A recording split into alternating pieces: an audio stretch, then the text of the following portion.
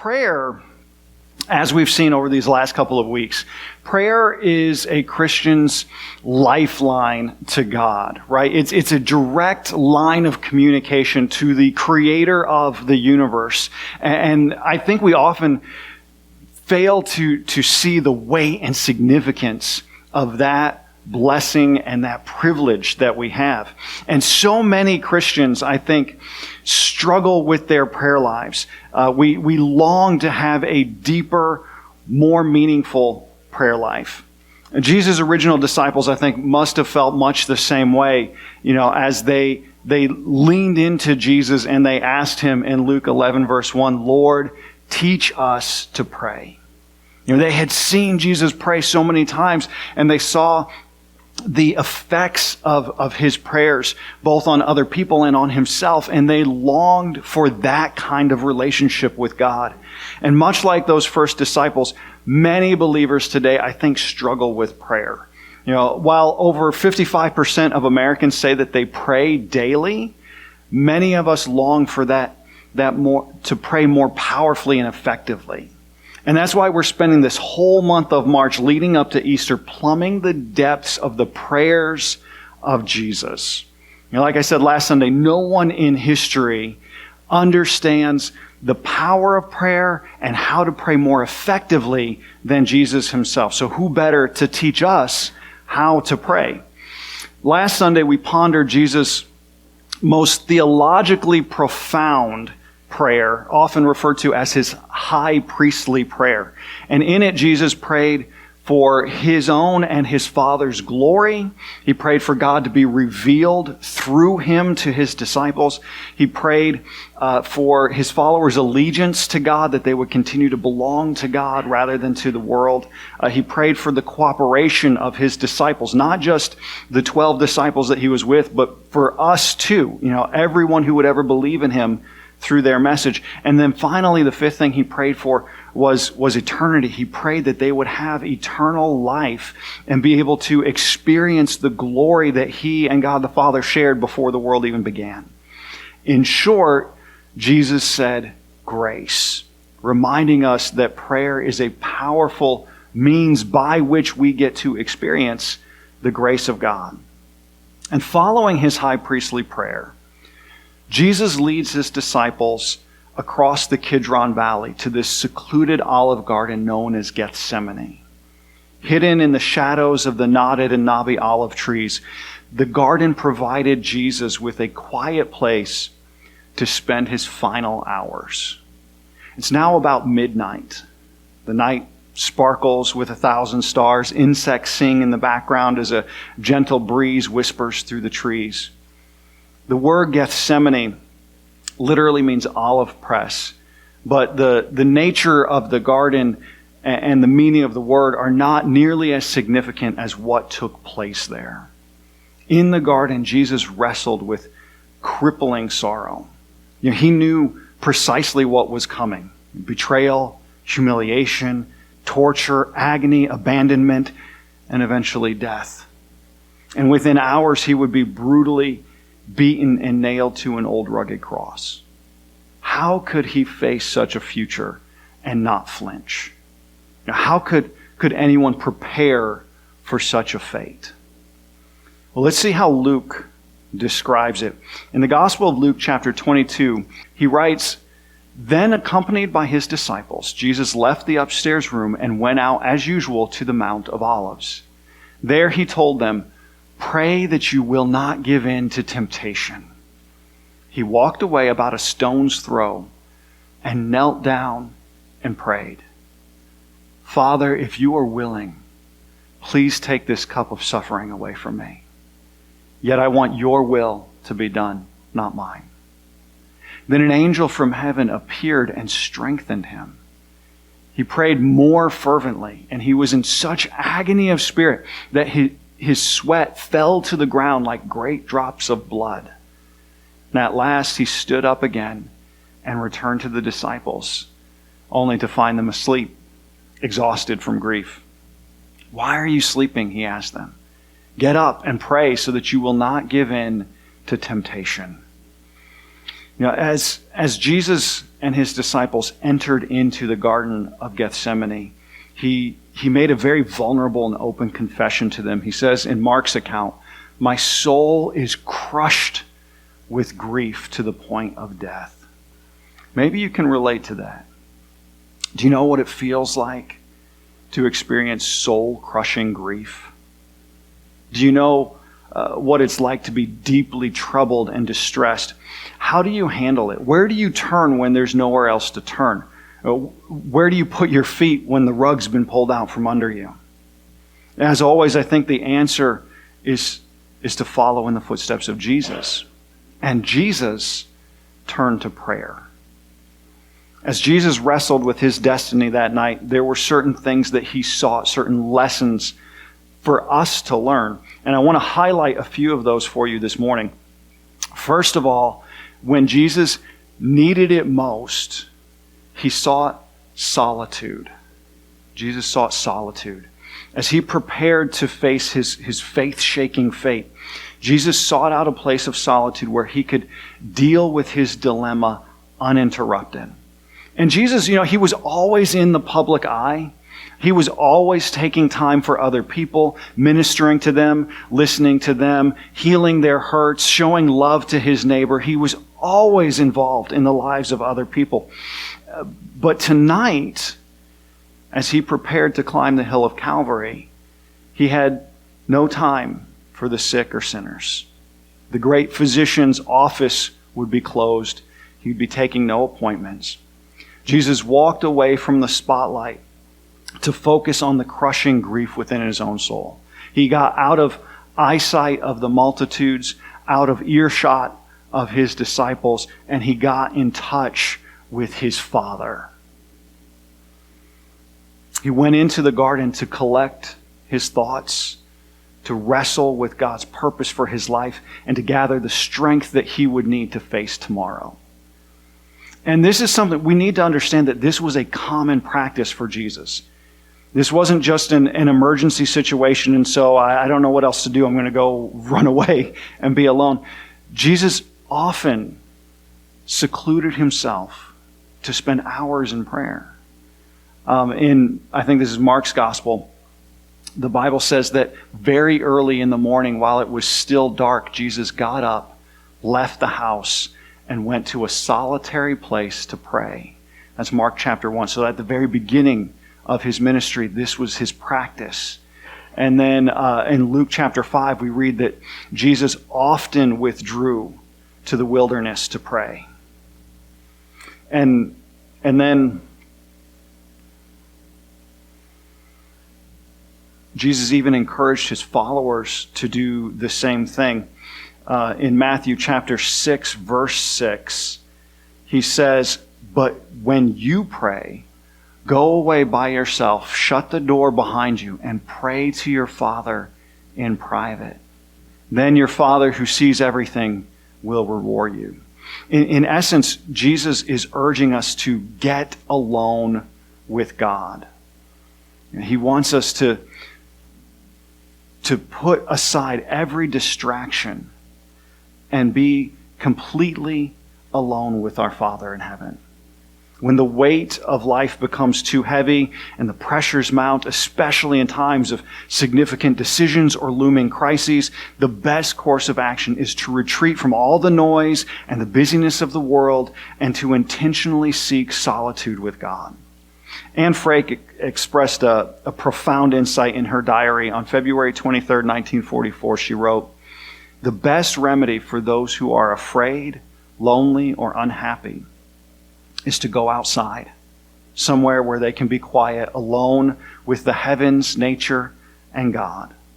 Because only then does one feel that all is as it should be." And that's exactly what Jesus did. Now, you may not retreat to a literal Olive Garden, but we all need our own quiet place of prayer. Your own personal Garden of Gethsemane may be a peaceful park bench or the foot of your bed. Perhaps you prefer to pray in the kitchen before everybody else is awake and moving about the house. Or maybe you like the quiet solitude of sitting in a deer stand somewhere praying quietly. But whatever it is, whether it's a cozy study, a secluded office, or a serene spot in the midst of nature, the physical location doesn't matter. What matters is that you find a special solitary place where you can connect and commune with your Father, free from distractions, disturbances, and disruptions. Seek solitude with God. However, even though Jesus sought solitude, he didn't seek complete isolation. And that's an important distinction too. In fact, the second thing that Jesus sought on this long, dark night was support, specifically the support of his friends. Mark's gospel tells us that Jesus took all of the disciples to the garden, and then he took Peter, James, and John a little deeper into the garden before he went off by himself to pray. Peter, James, and John, these three were Jesus' closest friends among the 12 disciples. They were kind of like his inner circle. He would often pull them aside to share certain things with them or to do special things with them. And even though Jesus sought solitude as he faced his greatest challenge, he also sought the company and support of his friends. Even when he needed to get away from it all, he never wanted to be too far away from his friends. Jesus' friends were important to him, and although he prayed alone, he kept coming back to see them. And perhaps most important of all, he asked them to pray too. Again, in Luke 22, verse 40, he said, "Pray that you will not give in to temptation." And this is interesting because he didn't ask them to pray for him. You know, if I was in Jesus' shoes, I'd be like, "Hey guys, pray for me." But Jesus, instead, he tells them to pray for themselves because he knows the trials and temptations that they're about to face. And isn't that just like Jesus, to be more concerned with their needs than with his own, even in a situation like this? But later he tells them in Matthew 26:41, after he comes back and he tells them again, he says, "Keep watch and pray." And the Apostle Paul echoes this sentiment when he writes in Ephesians chapter 6, verse 18, "Stay alert and be persistent in all your prayers for all believers everywhere." Stay alert, pray persistently. The takeaway here is that you don't have to pray alone. That's why we make it a point to share our prayer requests every time we come together. You know, we do it before Sunday school starts. We do it at the end of service here. And I'm deeply grateful for my church family because God never intended for us to live in isolation. Instead, he designed us to lean on each other, to draw strength from one another, to provide mutual support through life's challenges. When we intercede on each other's behalf in prayer, we're lifting up our loved ones before God. We're offering comfort and standing together in the face of trials and tribulations. And this communal aspect of prayer, when we have other people praying for us and we're praying for them and we come together and we all pray together, it fosters unity and it strengthens our bond and it exemplifies the beauty of genuine Christian fellowship. And as they prayed, Jesus' friends felt his grief. I mean, they shared his sorrow. Perhaps you've heard the old Swedish proverb, "A joy shared is twice a joy, and a sorrow shared is half a sorrow." God gave us friends and family so that we can share our sorrows and our joys. And although Jesus' earthly friends didn't offer a whole lot of support, I mean, they kept falling asleep while he's over there praying fervently, but God wouldn't let him be alone. You know, Luke tells us that God sent an angel of heaven to strengthen and support him in Luke 22:43. And I wonder who it was. You know, was it Michael who gave Jesus a shoulder to cry on as he wept in the garden? Or was it Gabriel who spoke tender words of comfort or encouragement, gently lifting the Spirit of Christ? Whoever it was, they gave Jesus the support and strength that he needed to face tomorrow. In his darkest hour, even Jesus didn't fight his final battle alone. He depended on the love and the support of his friends, both earthly and heavenly. And we should do the same thing. You know, whatever battles we're fighting, get your friends and your church family to pray for you and with you. You don't have to fight those battles alone. And finally, in addition to solitude and support, Jesus also sought supplication. And supplication is just a sophisticated theological term for prayer itself. And as we look at Jesus' prayer itself, we see some incredible insights in the way that he prayed. He knew that his greatest battle could not be won on his feet. It could only be won on his knees. And when Jesus taught his disciples to pray, he stressed certain qualities that make prayer powerful, things like passion and persistence and submission. And as we examine Jesus' prayer in the garden, these qualities come to the surface very visibly. Walking a stone's throw away from Peter, James, and John, so he brings them in and he's like, okay, you guys pray here, I'm going to go pray over here. And he prays so earnestly and passionately. Mark describes it this way. It says he went a little further and he fell to the ground. Luke tells us that he went to his knees first, and then he falls face down on the ground as if being crushed by the weight of the sins of the world. And in fact, Luke, a medical doctor, tells us that Jesus prayed so intensely that his capillaries burst into his sweat glands, and he literally sweat blood. Had you visited Gethsemane at daybreak, you could find a moist spot on the ground tinged red with the blood of Christ. Never before or since has anyone prayed so fervently, so passionately. His words were few, but they were earnest. He prayed, again, Mark tells us, Abba, Father, everything is possible for you. Please take this cup of suffering away from me.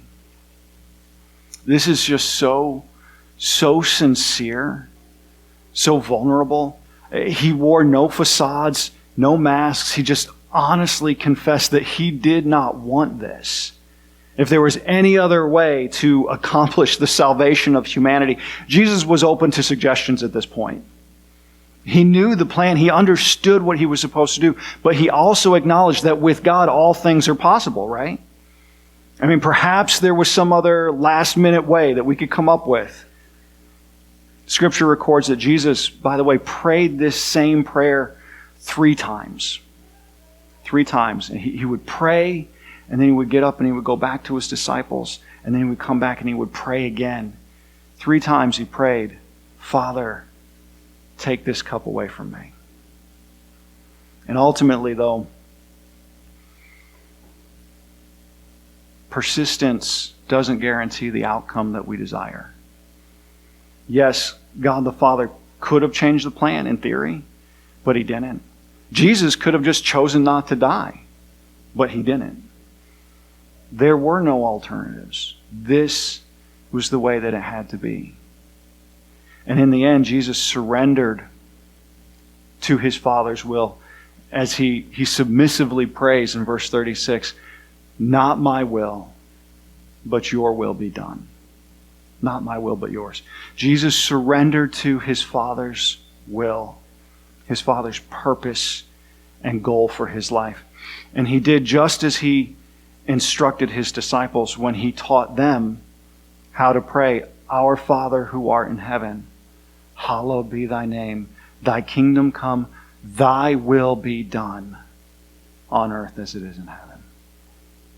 Still, he's praying for God's will to be done. And the good news is, no matter what struggles we face, each one of us can do the same thing. Every child of God can lift their tear-stained face toward heaven and say, Abba, Father. And the God of the universe bends his knee and tilts his ear to listen. You can pour out your heart. You can pray passionately and persistently, but ultimately we have to pray submissively. Like Jesus, we surrender our own will to God's will, trusting that God will work all things together for the good of those who love him. When you're on a road that's irreversible and you're not sure what lies ahead, it takes faith to trust in God's plan and be able to pray, not my will, but your will be done.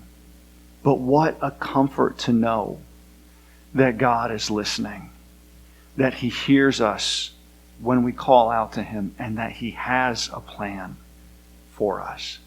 As the hymnist Joseph M. Skiver put it, have we trials and temptations? Is there trouble everywhere? We should never be discouraged. Take it to the Lord in prayer. Can we find a friend so faithful who will all our sorrows share? Jesus knows our every weakness. Take it to the Lord in prayer. As we journey through life's trials and tribulations, grappling with our own moments of soul-crushing grief and troubling faith, we're invited to emulate Jesus' example by retreating to our own figurative Gethsemane. Just as Jesus sought solitude in the garden, we can carve out moments of quiet reflection and communion with God, allowing His presence to permeate our hearts and our minds. And additionally, we're reminded of the importance of seeking support from our friends and family, drawing strength from their presence and their prayers as we navigate life's challenges together. And then finally, through thoughtful supplication, we can fully surrender our desires to God's will, trusting in His perfect plan for our lives. Regardless of the struggles we may encounter, we can take comfort in the fact that we are not alone. By following Jesus' example of seeking solitude and support and supplication, we can find the strength and courage that we need to face tomorrow with hope and resilience. Next week, we'll continue and conclude our journey through the prayers of Jesus as we contemplate Jesus' prayers from the cross. But in the meantime, if you need to come to the garden today, if you need the support of your church family or prayers to help you overcome whatever it is that you're facing, then please reach out to me.